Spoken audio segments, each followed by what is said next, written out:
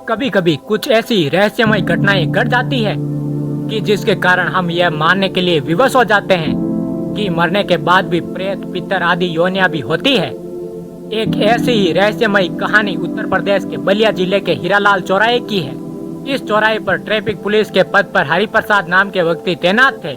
हरिप्रसाद जी traffic police के पद पर पिछले 20 वर्षों से कार्यरत थे। वह अपनी ड्यूटी के प्रति बहुत ही निष्ठावान थे। वह हमेशा समय पर अपने कार्यस्थल पर पहुंचते थे और पूरी ईमानदारी के साथ अपने ट्रैफिक कार्य का निर्वहन करते थे। महीने में कम से कम छुट्टियां लेते थे क्योंकि इस चौराहे पर ड्यूटी देने वालों की कमी थी। उस चौराहे पर भीड़ का दबाव बहुत ज्यादा था। उनका सोचना था, यदि मैं अधिकतर अवकाश पर रहूंगा तो इस चौराहे पर कोई ट्रैफिक पुलिस न रहने के कारण भारी दुर्घटना हो सकती है। घर वाले हरिप्रसाद जी को उलाना देते थे कि क्या तुमने इस सारे विभाग का ठेका लिया है? तो ट्रैफिक पुलिस हरिप्रसाद जी चिढ़कर उत्तर देते थे कि हाँ, मैंने ही उस चौराहे का ठेका लिया है। मरने के बाद भी मैं उस जगह भूत बनकर काम करता रहूंगा। घर वाले हरिप्रसाद जी की ऐसी बातें सुनकर चुप हो जाते थे। धीरे धीरे ट्रैफिक पुलिस हरिप्रसाद जी की आयु 45 वर्ष की हो चली थी। एक दिन अनहोनी हो गई। हरिप्रसाद जी ड्यूटी करके बाइक से अपने घर लौट रहे थे कि एक ट्रक से उनकी बाइक की भिड़ंत हो गई और घटना स्थल पर ही उनकी मृत्यु हो गई। इस घटना को कई महीने बीत गए थे।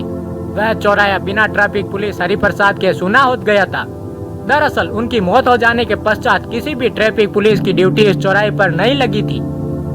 लेकिन लोगों को कभी कभी यह महसूस होता था कि मरने के बाद भी ट्रैफिक पुलिस हरिप्रसाद जी की आत्मा अभी भी हीरालाल चौराहे के इर्द गिर्द घूम रही है। क्योंकि भारी भीड़ के समय हरिप्रसाद जी तो नजर नहीं आते थे, लेकिन उनकी विसल की आवाज समय समय पर सुनाई देती थी। एक दिन उस चौराहे पर भयंकर दुर्घटना होते होते बची। हुआ यूं कि उस दिन जब इस चौराहे पर एक स्कूली रिक्शा गुजर रहा था तो अचानक एक छोटा बच्चा उस स्कूली रिक्शे से उछलकर सड़क पर आ गिरा। दुर्भाग्यवश दूसरी तरफ से एक वैन आ रही थी।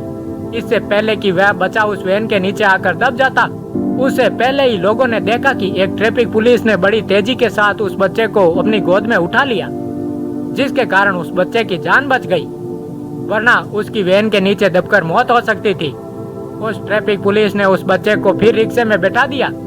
स्कूल पहुंचकर जब उस रिक्शा चालक ने स्कूल के प्रिंसिपल को सारी बात बताई तो उनके मन में उस ट्रैफिक पुलिस के प्रति आदर के भाव जाग उठे, जिसने उनके स्कूल में पढ़ने वाले बच्चे की जान बचाई थी। स्कूल के प्रिंसिपल साहब अब उस चौराहे के उस ट्रैफिक पुलिस को उनके अच्छे कार्य के लिए पुरस्कृत करना चाहते थे, जिसने उनके स्कूल की एक छोटे बच्चे की जान बचाई थी।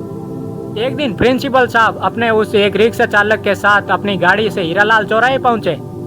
उन्हें उस ट्रैफिक पुलिस से मिलने की चाह थी, जिसने बच्चे की जान बचाने का नेक कार्य किया था। जब वह उस चौराहे पर पहुंचे तो उन्हें वहां कोई न मिला। तब उन्होंने ट्रैफिक विभाग से पता किया कि इस हीरालाल चौराहे पर कौन से ट्रैफिक पुलिस तैनात है। ट्रैफिक विभाग से जो कुछ उन्हें पता चला वह चौंकाने वाला था। उन्हें पता लगा कि लगभग 3 महीने पहले उस चौराहे पर हरिप्रसाद नाम के व्यक्ति ट्रैफिक पुलिस के रूप में कार्यरत थे, लेकिन एक एक्सीडेंट में उनकी मृत्यु हो गई। उनके पश्चात अब तक उस चौराहे पर किसी की भी ड्यूटी नहीं लगी है।